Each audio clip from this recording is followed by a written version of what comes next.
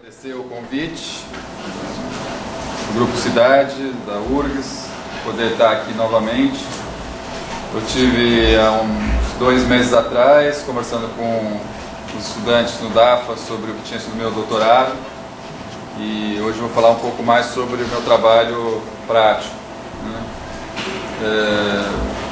É 15 anos que eu trabalho com o movimento de moradia e movimento sem terra, desde o 3º ano da faculdade, e teria muitas histórias para contar, mas eu vou me restringir, eu acho que a alguns elementos centrais que eu acho que são importantes a gente trazer aqui para o debate.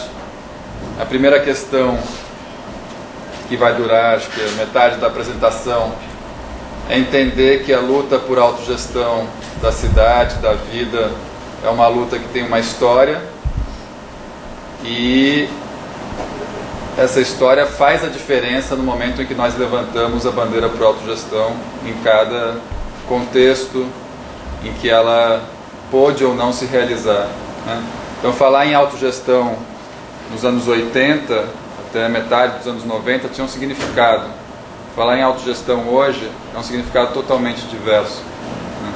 Então, resgatar práticas que foram em algum momento vitoriosas politicamente, hoje, em que elas definitivamente não são vitoriosas, pode pôr de ponta cabeça inclusive o sentido emancipador da experiência, né?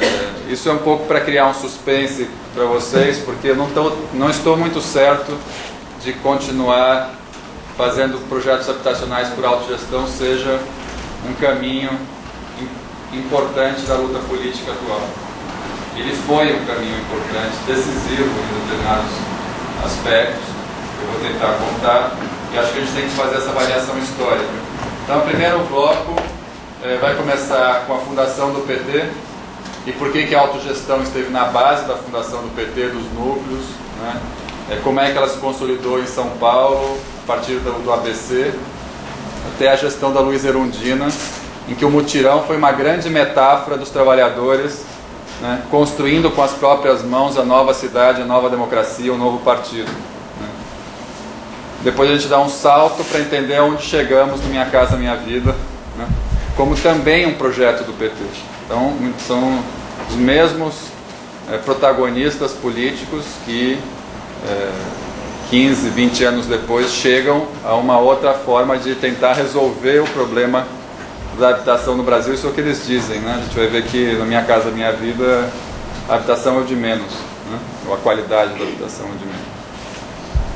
E aí o segundo bloco da conversa com vocês, eu pretendo mostrar um pouco o que foi o acúmulo que os movimentos São Paulo e o coletivo que eu participo, a Usina, tiveram nesses 25 anos de práticas autogestionárias. Então é um pouco aonde que a gente avançou mais, questões de tecnologia, arquitetura, qualidade de projeto, inserção urbana, organização do canteiro de obras, né? Então aí é um pouco mais entrar na minúcia da autogestão, mas eu não queria ir direto para esse aspecto porque eu não queria descontextualizar o sentido histórico-político que está por trás dessas práticas. Quer dizer, não há um beabá, uma cartilha da produção arquitetônica autogestionária que pode ser aplicada em qualquer contexto, em qualquer momento histórico. Então a gente tem que tomar esse cuidado para entender que o terreno que nós estamos hoje é muito pantanoso e a autogestão tem chance de naufragar nessa situação de uma maneira vertiginosa, né? Não é por acaso que algumas pessoas têm comentado que a autogestão ela foi uma experiência épica, política, utópica, né?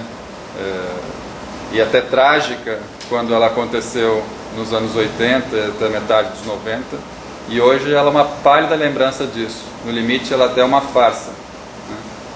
Então a gente tem que saber ponderar. Isso não quer dizer jogar a criança com a água do banho fora, mas saber ponderar que o significado político dessas pequenas experiências autogestionárias, ou até de bairros inteiros em São Paulo que foram construídos por autogestão, né, em um determinado contexto, correspondiam a uma ascensão das massas na construção do novo país depois da ditadura, né?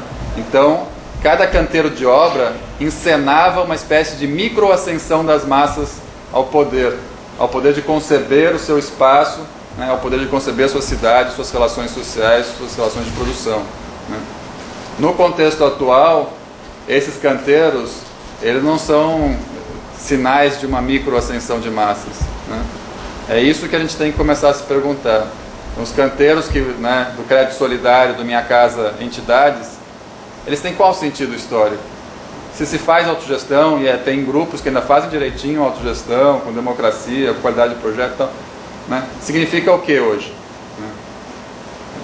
E fora o desastre que está acontecendo, vocês vão ter, acho que a conversa com a Evaniza aqui numa das próximas ocasiões, ela vai contar, quer dizer, as práticas autogestionárias feitas pelos grupos, entidades, movimentos, cooperativas no Brasil têm sido em geral um desastre e até pior do que as construtoras, por falta de assessoria técnica, por falta de qualidade de projeto, por falta de qualidade de gestão, de capacidade, quer dizer, né? A gente não conseguiu construir capacidade intelectual, técnica, política das lideranças e dos arquitetos que trabalham com o movimento popular para chegar à nacionalização da autogestão como um contraponto à produção por construtoras. Então a gente também vive esse impasse histórico de que há um encolhimento numérico e há um encolhimento intelectual e técnico dos quadros que estão fazendo autogestão hoje, né, do que foi na redemocratização brasileira.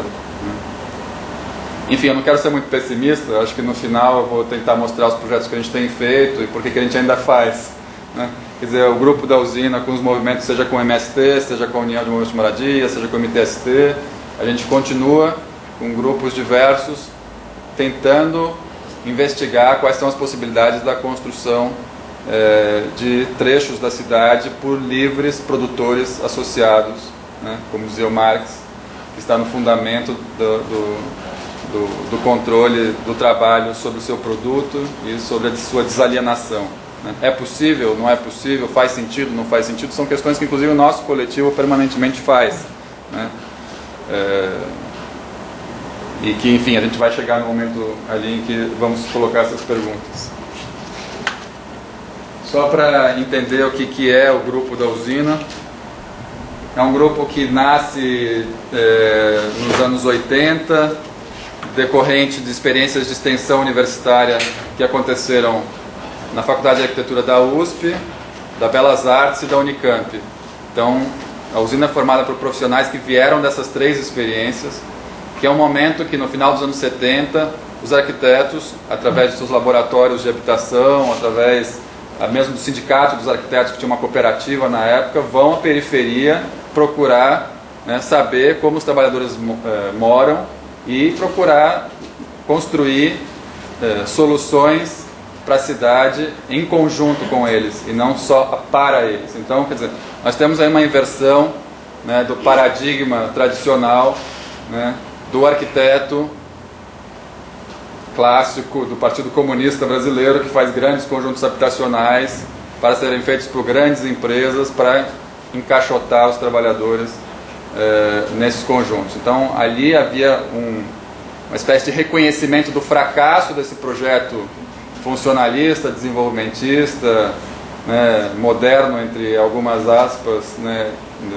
da ação dos arquitetos, para redefinir a nossa prática, a nossa forma de construir conhecimento, nossa forma de construir diálogo, de entender a periferia e de construir com as pessoas e não apenas para as pessoas.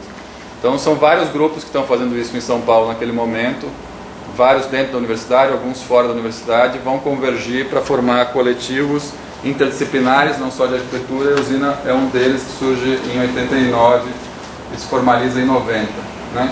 Então é uma definição de que há uma aliança política e técnica com as organizações autogestionárias dos trabalhadores. Então o nosso principal parceiro não é o Estado, a gente não projeta para o Estado brasileiro, para as construtoras brasileiras, a gente projeta com os trabalhadores organizados. Se a gente vai acessar políticas públicas, fundos públicos, a riqueza socialmente produzida ao qual temos direito de partilhá-la, né, parte do processo, mas o nosso aliado é o trabalhador organizado e não mais o Estado.